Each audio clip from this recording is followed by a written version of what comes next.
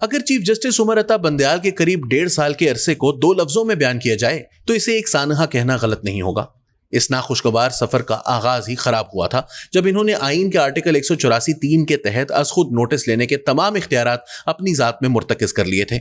یہ اقدام تشویشناک تھا اور اسی وجہ سے قانونی اور عدالتی حلقوں میں اس نے بہت سوں کے کان بھی کھڑے کیے، کیونکہ از خود نوٹس سے متعلق اٹھایا گیا یہ اقدام انصاف کے اس بنیادی اصول کو پامال کرتا ہے جس کے مطابق کوئی بھی شخص اپنے کیس میں خود ہی منصف نہیں ہو سکتا، کیونکہ از خود نوٹس کے ضمن میں اس کلی اختیار سے مستفید خود چیف جسٹس عمر عطا بندیال ہی ہو رہے تھے۔ انہوں نے جو تلوار اپنے ہاتھ میں اٹھا لی تھی، اس کا یہی نتیجہ نکلنا تھا کہ اس نے تینوں ریاستی اداروں کے مابین قائم توازن کو بگاڑ کر اسے ناقابل تلافی نقصان پہنچایا۔ یہ کہنا غلط نہیں ہوگا کہ یہ ننگی تلوار ایک ایسا ڈراؤنا خواب ثابت ہوئی کہ قومی نفسیات پر جس کے اثرات بہت دیر تک نظر آتے رہیں گے۔ ان کے ہمیشہ شائستہ اور ہنستے مسکراتے برتاؤ نے بھی بطور قاضی القضاء ان کی غلط ترجیحات کو چھپانے یا انہیں درست کرنے میں کوئی مدد نہیں دی۔ ایک آئینی ادارے کو نوکر شاہی کی طرز پر چلانے کا ان کا طرز عمل شاید ان کے گھریلو ماحول کے مرہون منت تھا۔ ان کے والد کی طرح جو کہ ایک سینئر بیوروکریٹ تھے، بیوروکریسی میں یہ تحکمانہ انداز ایک توازن قائم کرنے میں مدد دے سکتا ہے، مگر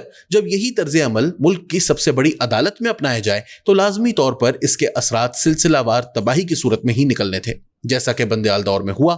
اس طرح کا طرز عمل ظاہر ہے کہ اداروں کے اندر تقسیم پیدا کرتا ہے، جو چیف جسٹس بندیال کے کیس میں بھی ہوا۔ ججز کے مابین اصولوں پر اختلاف رائے ہونا ایک حقیقت ہے جو کہ کسی بھی سپریم کورٹ کا اثاثہ ہو سکتا ہے، مگر افسوسناک پہلو یہ ہے کہ جسٹس بندیال کے دور میں ججز کے مابین نہ صرف یہ تقسیم گہری ہوئی بلکہ اس نے ایک ایسی خلیج پیدا کر دی جسے پاٹنا ناممکن تھا۔ یہ کہنا بجا ہوگا کہ ان کا 1.5 سالہ دور مایوس کن حد تک ان کی اپنی خطاؤں سے عبارت ہے، مگر وہ اسے تسلیم کرنے سے انکاری ہیں۔ ان میں سب سے بڑی اور تباہ کن غلطی جسٹس قاضی فائز عیسیٰ اور ان کے خاندان کو بے جا نشانہ بنانا تھی۔ ان کے خاندان کو جس بے رحم اور منظم انداز میں نشانہ بنایا گیا وہ نہ صرف پریشان کن تھا بلکہ اس نے پاکستان کے نظام انصاف کو بھی کئی دہائیاں پیچھے دھکیل دیا، اور یہ سب کچھ ان ججز کے ہاتھوں ہوا جن کا کام ہی بغیر کسی خوف یا لالچ کے آئین اور قانون کی بالادستی قائم کرنا ہے۔ قریب تھا کہ چیف جسٹس کی حیثیت سے بندیال صاحب ماضی میں سپریم کورٹ کی جانب سے کیے گئے ذوالفقار علی بھٹو کی پھانسی اور نواز شریف کی حکومت الٹانے جیسے شرمناک فیصلوں کو بھی پیچھے چھوڑ جاتی۔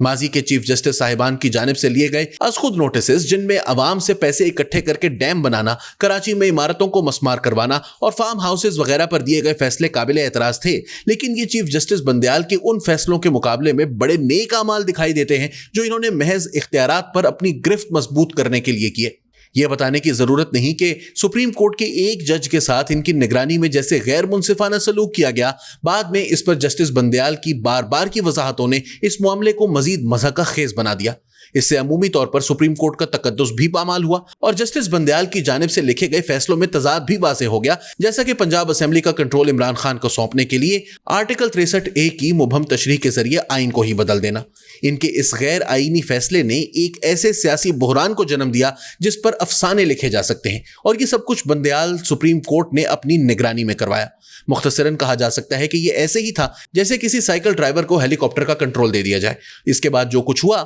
تاریخ ہے۔ جسٹس بندیال اور ان کے ساتھی ججز نے اپنا بیشتر وقت اور توانائیاں مخالف کیمپ کے غیر معقول رویے کے مقابلے میں خود کو مدبر ثابت کرنے میں ضائع کیا۔ افسوس کہ سپریم کورٹ کو لاحق مرض کی یہ تشخیص چیف جسٹس کی اپنی ذہنی اختراع ہے۔ دوسرے لفظوں میں وہ یہ کہہ رہے ہیں کہ میری کوئی غلطی نہیں، اور یہی ان کی وراثت کا خلاصہ ہے۔ جسٹس بندیال اپنی اس بظاہر خود ترہمی کے پیچھے ہی چھپے رہنا چاہتے ہیں، گویا وہ خود ناقابل بیان مصائب میں گھرے تھے اور بڑے تدبر سے ان کا سامنا کر رہے تھے۔ وہ تو شاید اپنے لیے وقت رخصت فیض کا یہ شعر پڑھ رہے ہوں گے کہ دونوں جہان تیری محبت میں ہار کے، وہ جا رہا ہے کوئی شب غم گزار کے۔